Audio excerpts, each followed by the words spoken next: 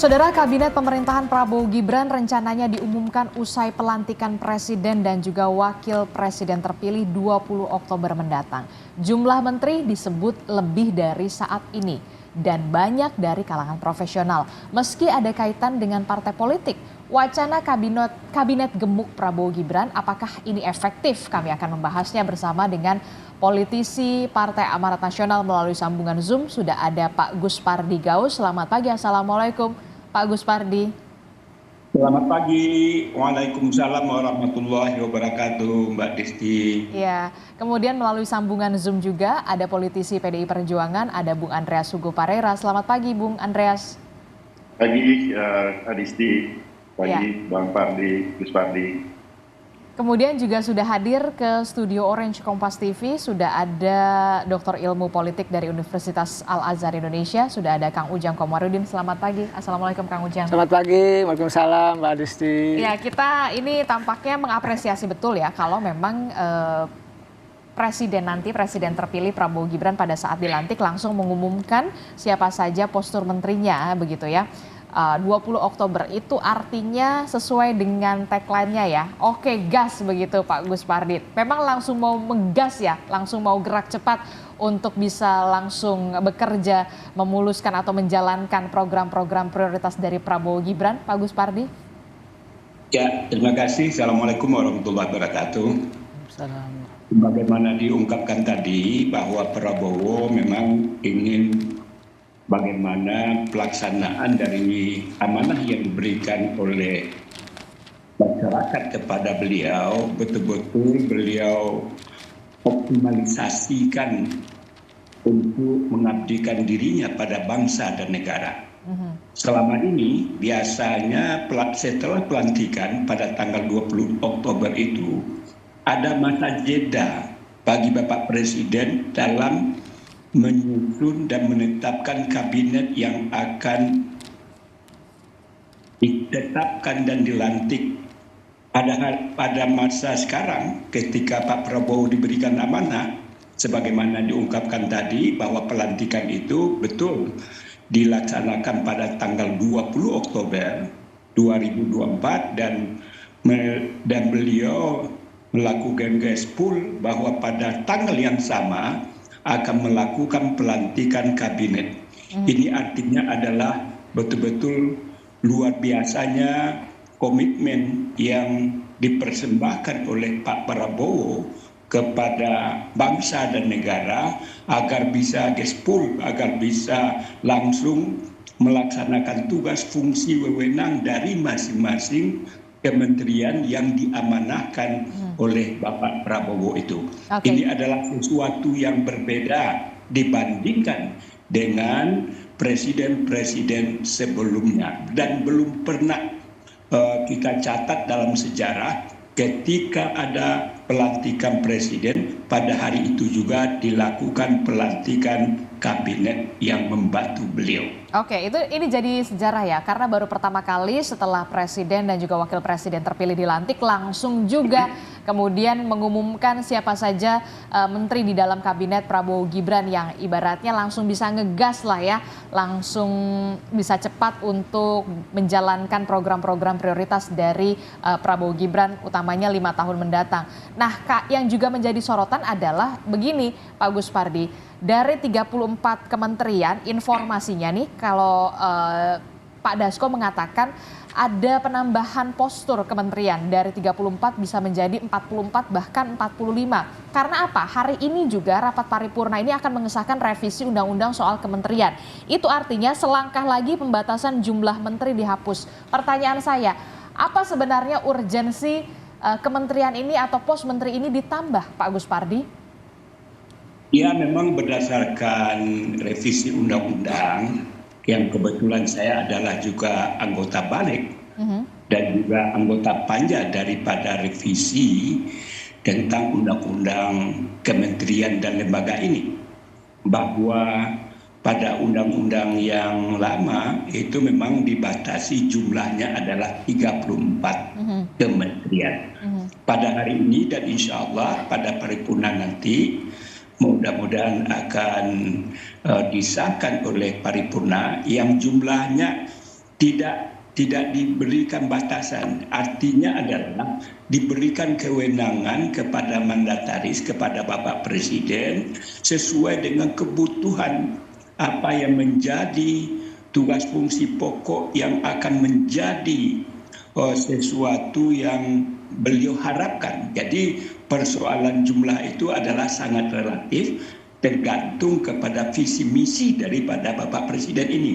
Sehingga kesepakatan kami di DPR bahwa jumlah itu tidak perlu kita batasi dan cukup kita serahkan sepenuhnya kepada Presiden terpilih untuk menentukan dan menetapkan. Begitu juga terhadap kita tidak dikotomikan antara apakah politisi, profesional. Tetapi saya yakin dan percaya bahwa orang-orang yang akan ditempatkan pada tempat yang ditentukan oleh Presiden, saya yakin bahwa orang-orang itu adalah orang yang punya kapasitas, kapabilitas, dan saya yakin mudah-mudahan ekspektasi masyarakat terhadap jabatan-jabatan atau orang-orang yang akan diberi amanah oleh Bapak Presiden ini sedang ditunggu-tunggu dalam rangka untuk menyampaikan, mengaktualisasikan visi misi daripada Bapak Presiden tersebut. Oke, jadi revisi undang-undang soal kementerian negara ini kemudian direvisi dan hari ini disahkan dalam rapat paripurna. Nah, kalau ada anggapan begini Pak Guspardi, revisi ini dilakukan secara kilat untuk mengakomodir supaya pemerintahan Prabowo Gibran ini bisa lebih leluasa begitu, dari 34 kementerian tidak dibatasi begitu, untuk bisa mengakomodir soal partai politik pendukung dari Prabowo Gibran yang kita tahu banyak sekali. Benarkah demikian? Kita tidak pernah bicara di balik ataupun di panja terjadinya revisi undang-undang kementerian ini diakibatkan oleh terjadinya dukungan atau apa yang disebut tadi bahwa partai-partai politik pendukung itu sangat luar biasa. Responnya kepada Bapak Prabowo tidak pernah kita bicarakan tentang persoalan itu. Jadi urgensinya apa untuk bisa tidak ada limitasi penambahan kementerian? Ini kan dimaksudkan supaya lebih fleksibel Presiden, jangan dibelenggu beliau, karena yang menentukan kebutuhan daripada jabatan itu kan Bapak Presiden. Kita hanya mengatur. Oleh karena itu perlu saya tegaskan bahwa ketika kita melakukan pembahasan di balik, catatan-catatan penting yang disampaikan tadi bahwa karena gemuknya, karena diperlukannya akomodasi terhadap partai-partai politik pendukung, lalu kita perlu melakukan penambahan atau tanpa dibatasi. Tidak pernah satu kalimat pun yang disampaikan oleh fraksi-fraksi yang ada di balik itu. Tetapi sepenuhnya adalah hanya berdasarkan kebutuhan, apalagi dengan perkembangan teknologi dan dunia kekinian, tuntutan-tuntutan terhadap apa yang diperlukan untuk membuat kelembagaan dan kementerian itu tentu kita serahkan sepenuhnya kepada Bapak Presiden terpilih. Oke, jadi memang tidak ada pembahasan soal untuk mengakomodir partai politik pendukung Prabowo Gibran soal penghapusan limitasi dari 34 kementerian menjadi hak prerogatif Presiden terpilih nantinya Prabowo Gibran. Akan mau ada berapa kementerian di kabinet Prabowo Gibran selanjutnya. Ini murni karena benar-benar ada kebutuhan dan juga untuk mengakomodir program prioritas ya pastinya ya Pak Guspardi. Anda sepakat Bung Andreas Hugo kalau dikatakan limitasi ini dihapuskan dan semuanya diserahkan kepada Presiden terpilih Prabowo Gibran dan Wakil Presiden ya? Ya, seperti tadi yang sudah dijelaskan, memang kalau dengan tanpa ada pembatasan, artinya memang semuanya sepenuhnya diserahkan pada Presiden. Dalam arti Presiden menggunakan hak prerogatifnya untuk mengisi, membentuk kabinet, kemudian soal jumlah itu diserahkan sepenuhnya kepada Presiden. Memang akhirnya jadi sangat tergantung pada Presiden. Sementara kalau yang saya tahu gitu ya, bahwa membuat undang-undang itu mestinya memberikan kebebasan dalam hal ini adalah berkaitan dengan hak prerogatif, tetapi juga kekuasaan itu perlu dibatasi gitu.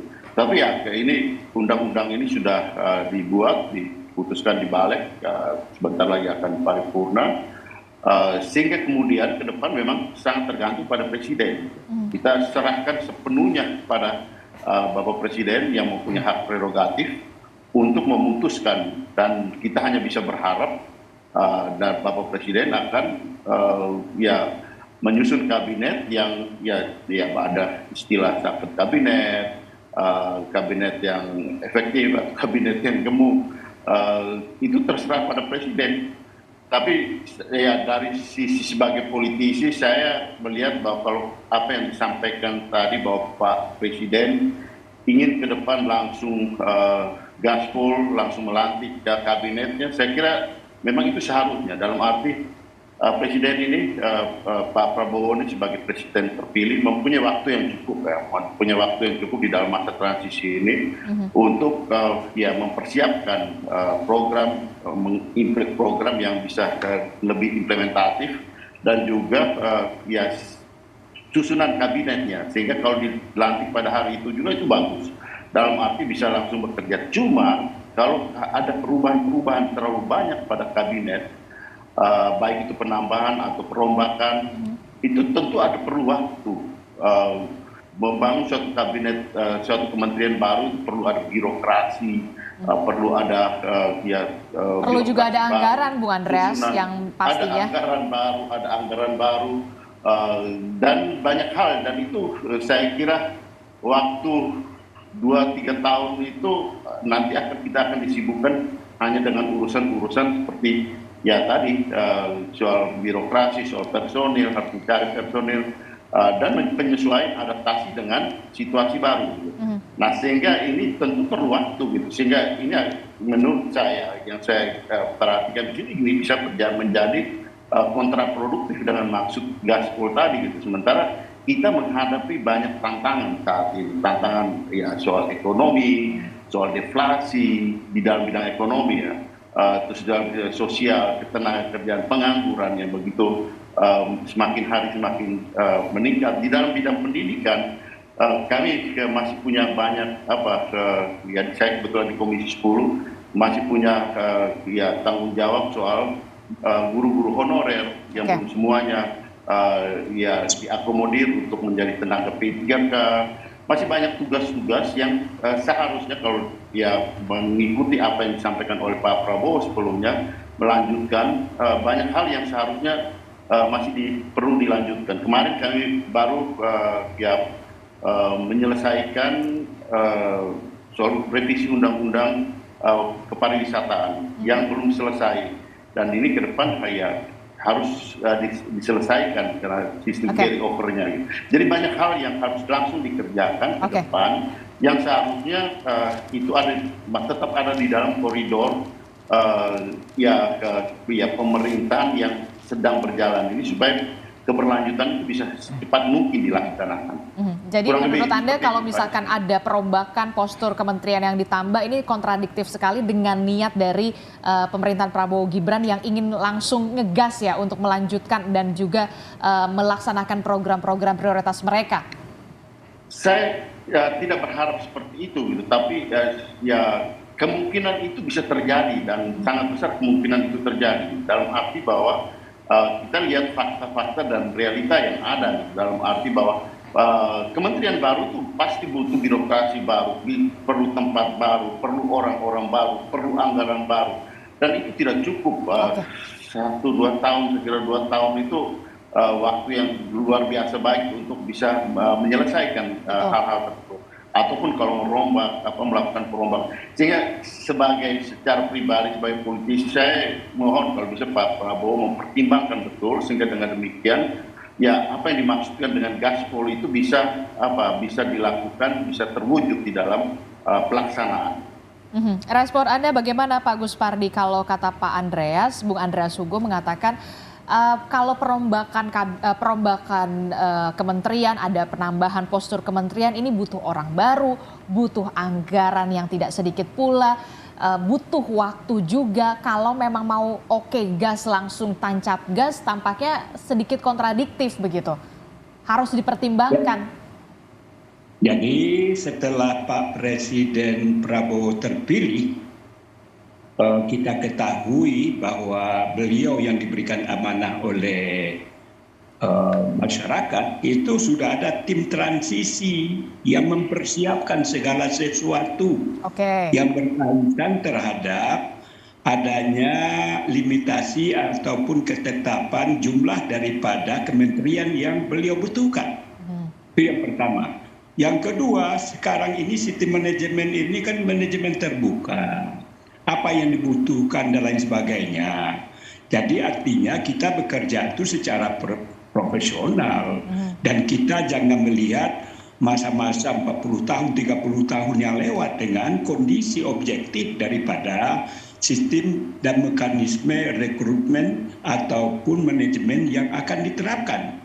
Seperti yang disampaikan oleh Pak Andreas, kebetulan saya kan berada di Komisi 2. Persoalan para non ASN atau orang-orang yang belum berstatus sebagai pegawai negeri sipil itu sudah kita tetapkan di Komisi 2. Honorer-honorer yang sudah terupdate datanya itu semuanya sudah kita akomodir menjadi ASN baik di P3K full waktu ataupun paruh waktu. Artinya persoalan-persoalan yang terbengkalai pada hari ini, alhamdulillah, sebagaimana juga dikatakan oleh Pak Andreas, itu semuanya sudah kita selesaikan sehingga tidak ada beban bagi kabinet ke depan untuk membahas apa-apa saja yang disampaikan oleh Pak Andreas. Artinya kalau anggaran bagaimana Pak Gus Pardi? Kan kalau misalkan kemarin kan sudah disampaikan oleh Ketua Badan Anggaran bahwa tidak ada persoalan dan tidak akan terjadi pembengkakan. Itu pernyataan dari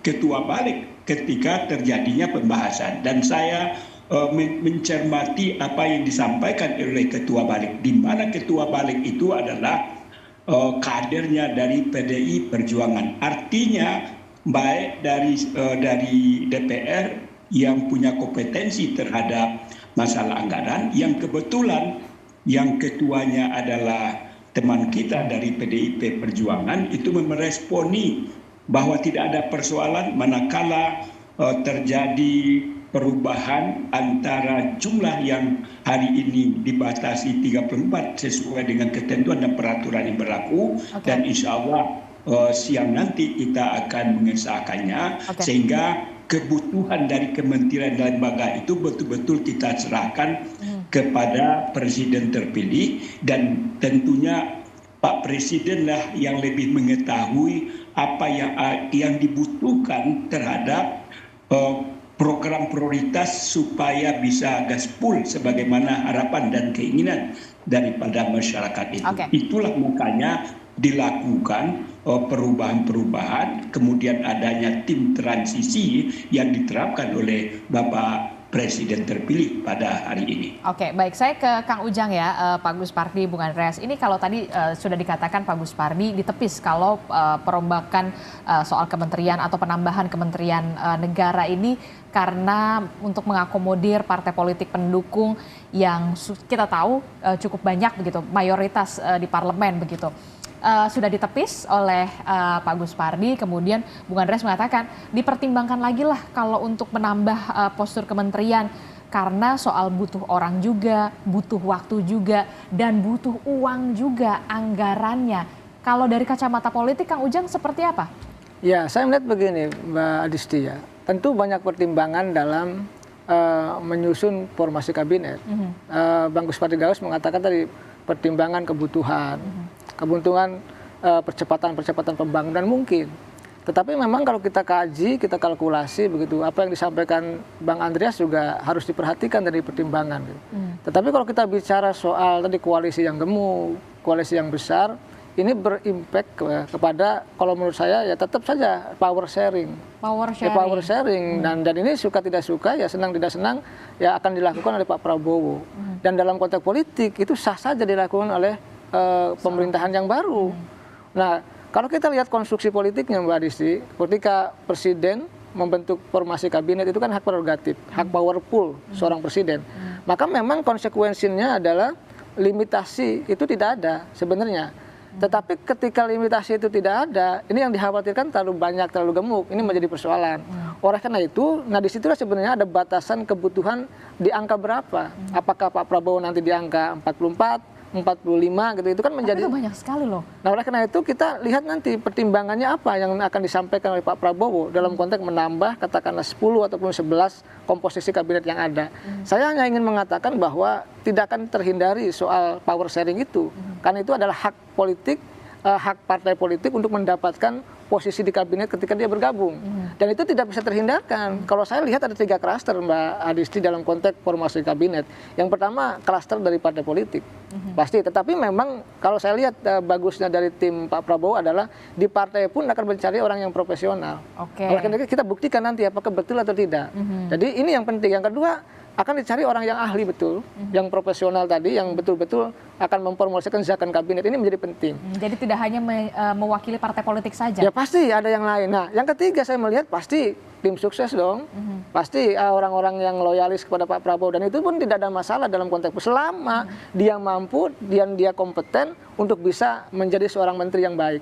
Tetapi memang kembali tantangannya adalah ketika misalkan posturnya besar, posturnya tinggi atau gemuk lah kalau kita bahasakan, maka berkonsekuensi kepada yang lain. Akomodasi kepentingan politik terjadi, anggaran mungkin juga akan bertambah, walaupun diakui tadi tidak ada masalah, tetapi tetap saja kalau kita lihat postur anggaran kita yang katakanlah defisit APBN kita, lalu hutang kita juga besar, ini juga dipertimbangkan oleh Pak Prabowo. Tetapi saya melihat kelihatannya Pak Prabowo ingin memformulasikan kabinet ke depan tadi percepatan sehingga membutuhkan tadi formasi kabinet yang baru.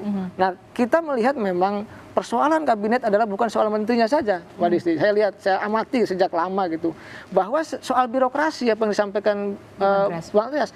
Karena kita kalau mengukur kinerja kabinet itu ukurannya cuma bekerja cuma 3,5 tahun, Pak. Karena sudah 3,5 tahun sudah siap persiapan pemilu.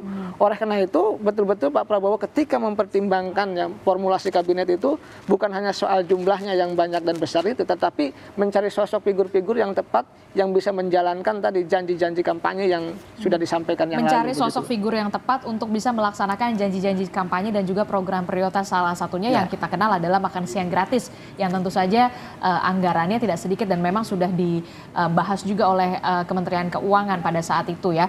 Termasuk juga tadi yang Anda katakan soal power sharing. Nah, kalau Koalisi Indonesia Maju kita tahu ada Partai Amanat Nasional, kemudian ada Partai Gerindra, Partai Golkar, dan partai-partai lainnya yang memang sudah sejak awal berjuang berdarah bersama-sama oleh Prabowo Gibran untuk memenangkan Prabowo Gibran. Lalu bagaimana dengan partai politik yang baru saja dalam tanda kutip nebeng ketika sudah ada Prabowo Gibran menang?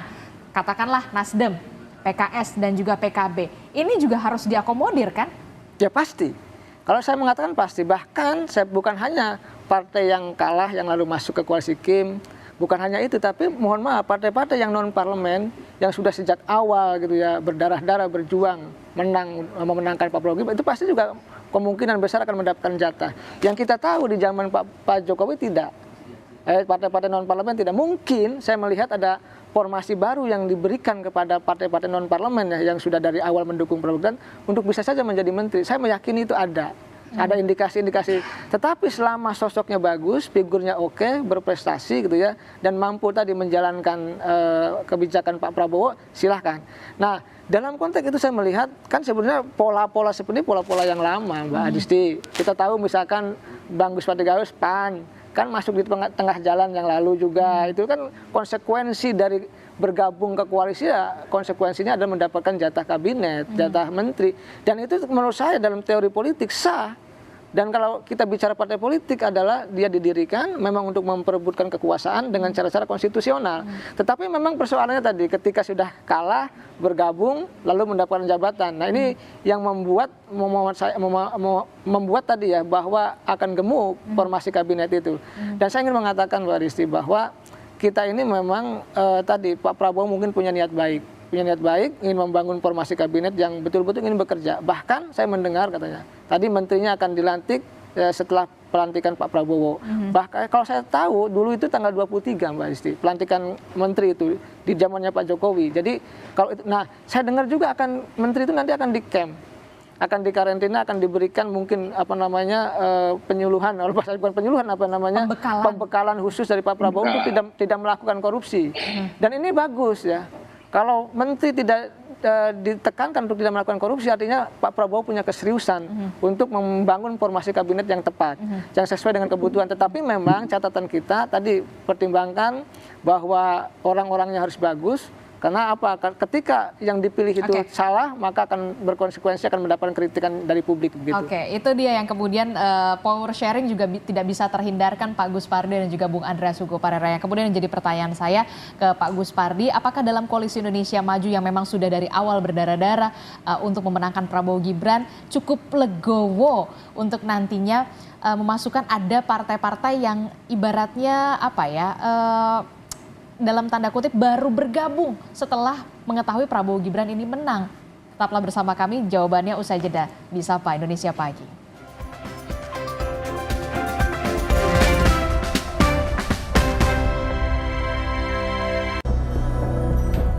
Kabinet Zaken adalah kabinet pemerintahan yang akan dibentuk Presiden terpilih Prabowo Subianto.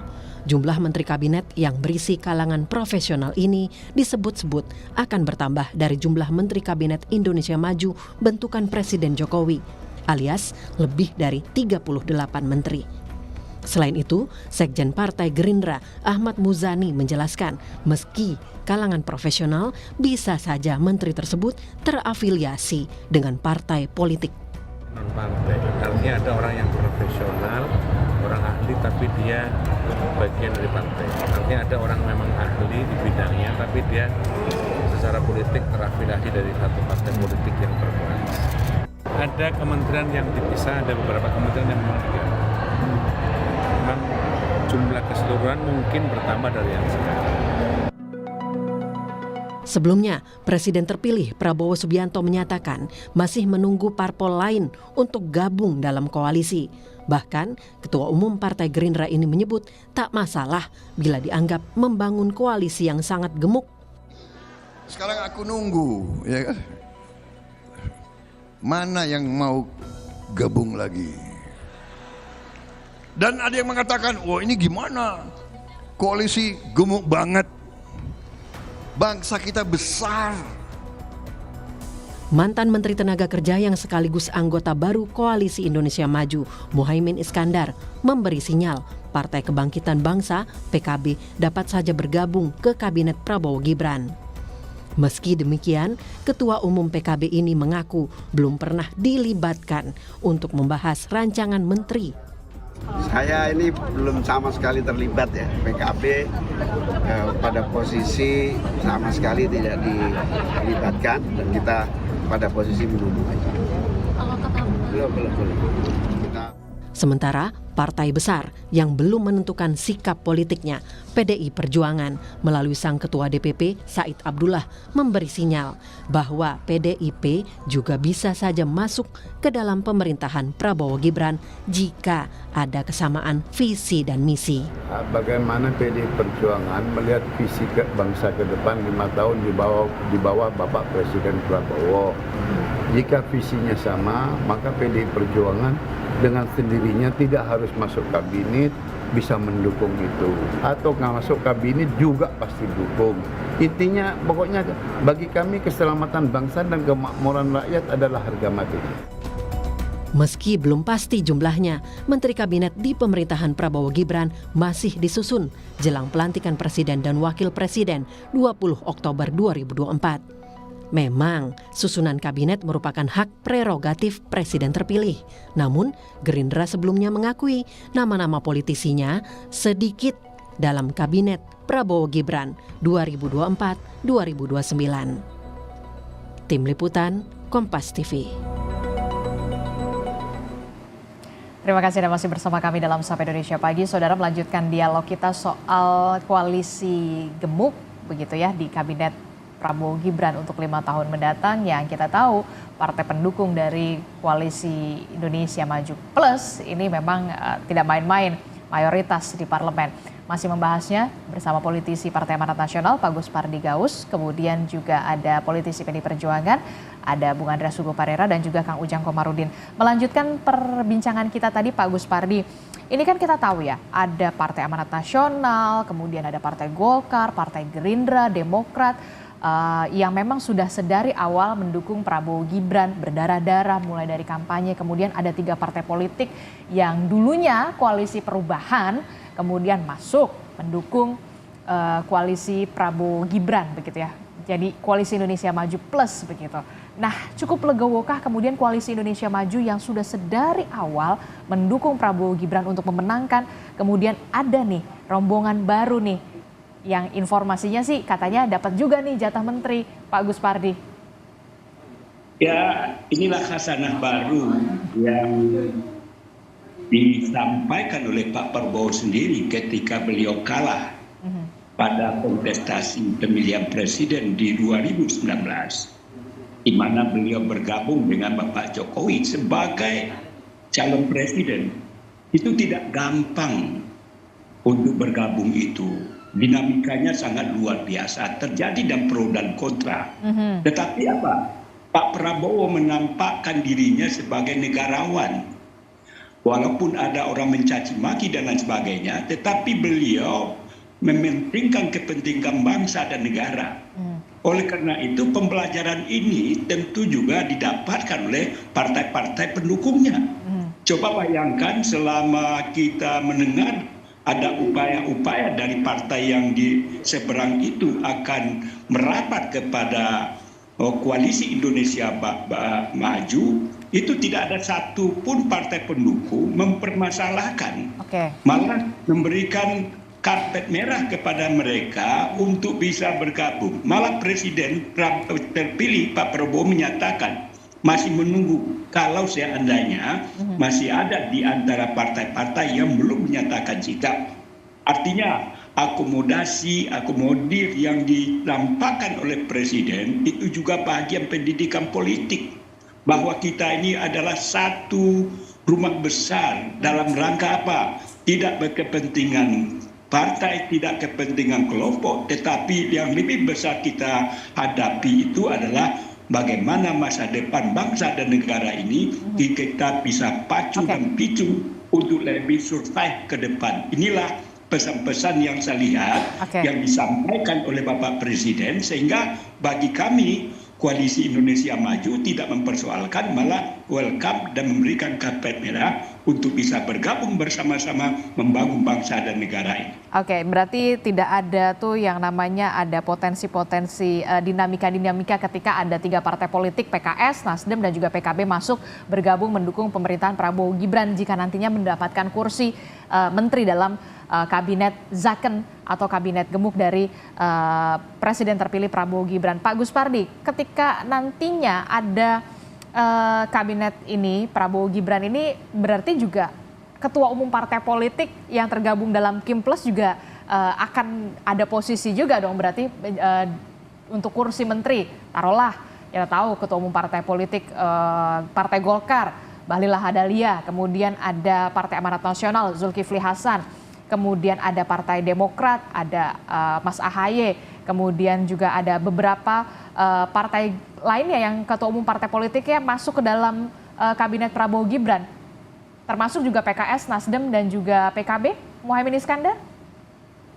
Jadi itu semua sesuai dengan ketentuan dan peraturan berlaku, dan kita juga harus paham bahwa persoalan tentang kabinet adalah hak prerogatifnya Presiden.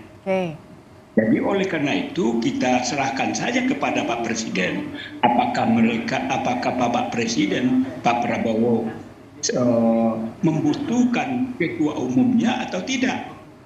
Jadi kita tidak membatasi, kita tidak melakukan dikotomi antara ketua umum dengan tidak ketua umum. Tetapi sebagaimana tadi dikatakan, saya yakin dan percaya bahwa orang-orang yang akan direkrut oleh Pak Presiden adalah orang yang berkualitas, orang yang punya kapasitas, kapabilitas, dan lain sebagainya. Sehingga sekarang ini sulit kita membedakan mana orang partai politik dan mana orang-orang yang profesional.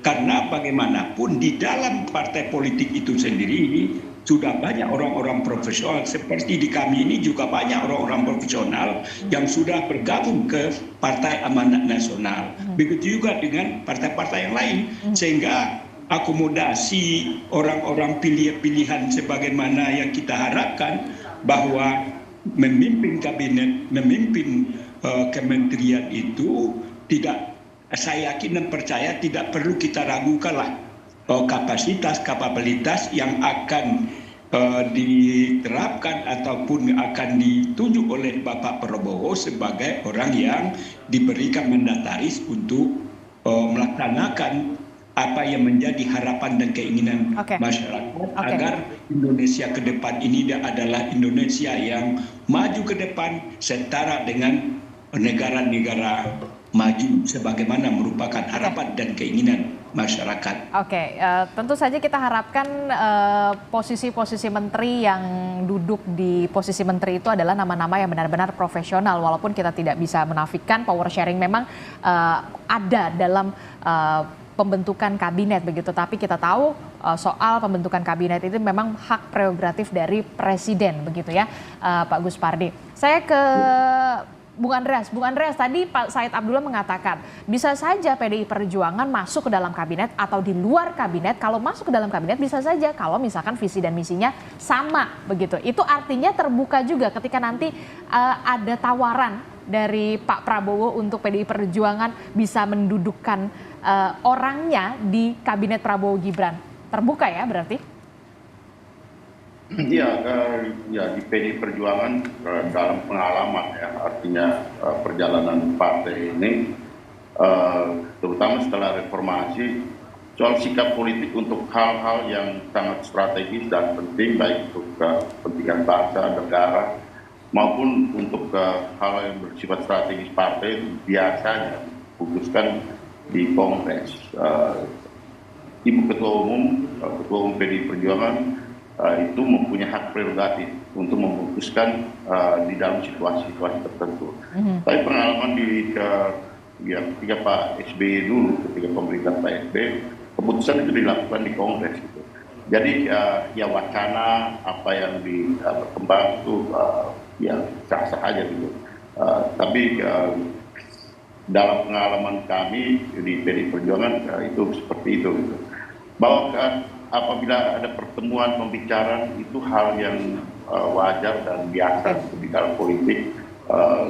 Orang bisa berbeda pendapat, tetapi kemudian berbicara, menyampaikan pandangan-pandangan, saya kira itu hal yang wajar. Termasuk di sini juga ketika kita melihat ada perbedaan pandangan, saya kira Pak Prabowo juga di samping gas, beliau juga perlu ada rem dan perlu ada persneling untuk mengatur kecepatan itu gitu. Jadi jangan langsung ngegas, kalau ngegas takutnya nabrak gitu ya. Iya, mobil aja punya gas, punya rem dan punya persneling untuk mengatur kecepatan. Sehingga saya kira ada fungsi rem. Fungsi rem dan juga persneling pengawasan itu penting ya, Bung Andreas. Untuk mengatur suatu bagaimana jalannya kelancaran jalannya suatu kalau kendaraan itu mobil atau motor, begitupun dengan pemerintahan gitu. Dengan apalagi dengan katakanlah kalau menjadi sangat gemuk atau obesitas, itu perlu ada pengaturan penataan yang juga yang seperti saya katakan tadi, bagaimana mengatur kecepatan orang terlalu gemuk kalau lari terlalu cepat. Biar tetap sehat juga demokrasi kita ya, berjalan ya. Sampai jantungnya stop di tengah jalan. Baik Bung Andreas, menarik sekali perumpamaannya begitu ya. Kalau terus digas kecepatannya terlalu tinggi, khawatir nabrak begitu, harus ada rem dan juga persneling. Nah, apa yang bisa Anda simpulkan dan poin kritis dari Kang Ujang soal efektivitas kabinet gemuk, termasuk juga soal postur-postur kementerian yang kemudian ditambah, termasuk juga yang tadi dikatakan oleh Bung Andreas, tetap harus ada rem dan juga persneling dalam tanda kutip dalam sebuah pemerintahan. Ya, diatur ritmenya kan. Jadi ritmenya diatur ketika harus melangkah berapa langkah gitu. Ketika harus misalkan injek gas itu ke kekuatan gigi berapa gitu kan, tidak mungkin dalam konteks dilantik langsung gigi 4 kan. Tentu ada tahapan gigi 1 dulu, lalu 2, 3, dan 4. Nah, oleh karena itu saya melihat perumpamaan yang disampaikan Bang Andreas menarik. Oleh karena itu diatur ritme bagaimana sebenarnya menata mengelola kabinet tadi agar memang ketika sudah jalan itu ritmenya diatur. Nggak mungkin semua butuh proses, semua butuh perencanaan. Artinya begini, ada step-step yang harus dilakukan oleh para menteri itu. Nah, ini sebenarnya yang harus dilakukan oleh Pak Prabowo untuk tadi katakanlah mereka bekerja dengan baik. Artinya apa yang ditawarkan oleh menteri itu dalam konteks untuk mengimplementasikan visi misi dan program Pak Prabowo. Karena yang saya tahu ya, menteri itu kan pembantu presiden, tidak punya program, tidak punya visi misi. Ya visinya visi misi presiden, programnya program presiden, janjinya janji kampanye presiden. Oleh karena itu tadi ada ritme yang harus dilakukan oleh menteri itu, dari mulai perencanaan hingga eksekusi di lapangan. Misalkan 100 hari pertama akan melakukan apa? Ya seperti apa langkahnya, anggarannya seperti apa? Ini yang harus dilakukan oleh para menteri itu, sehingga apa? Sehingga kinerjanya terukur. Tadi kalau Mbak Adisi mengatakan efektivitasnya seperti apa, diukur, diuji dalam konteks ketika mereka sudah bekerja. Oleh karena itu kita melihat dan menyaksikan ketika kabinetnya gemoy, gitu, gemuk, maka akan kita uji dalam konteks 100 hari nanti. Apakah memang betul-betul efektif atau tidak? Tetapi tadi langkah-langkah yang harus dilakukan adalah mengatur ritme kabinet agar betul-betul berjalan dengan sesuai ritmenya. Karena begini, kalau nanti kabinetnya jalan sendiri, gitu, tidak loyal kepada presiden, gitu kan. Lalu juga misalkan dari partai politik punya desain sendiri misalkan, ini kan menjadi persoalan. Oleh karena itu perlu satu frekuensi kabinet ini agar betul-betul memang amanah rakyat kepada Pak Prabowo itu diimplementasikan dalam formasi kabinet yang efektif ke depan begitu, walaupun dengan format yang gemuk tadi.